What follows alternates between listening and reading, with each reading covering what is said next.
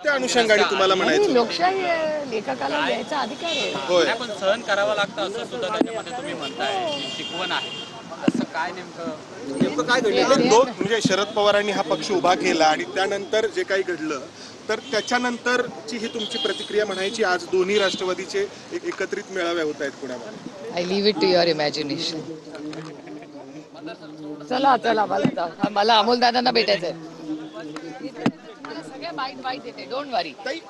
मधल्या काळामध्ये पवार साहेबांनी एक मुलाखत दिली होती आणि पुढचा जो काही निर्णय घ्यायचा तो सुप्रियाताई घेतील असं त्यांनी म्हटलं होतं. त्यामुळे तुमच्याकडे नजरायचं पण त्याला टाइमलाईन नाही ना. होय त्याला टाइमलाईन नाहीये. आज काही निर्णय कार्यकर्त्यांच्या भावना ह्या नेहमीच आमच्यासाठी सर आखोपे असतात. त्याला काय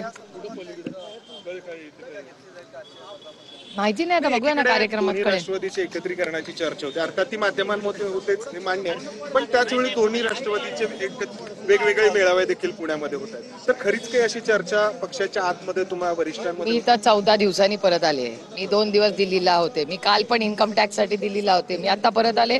मी कार्यक्रमात 1:45 वाजता निघणार. त्याआधी कधी अशी चर्चा झालेली आहे? माझ्या तर्फे नाही.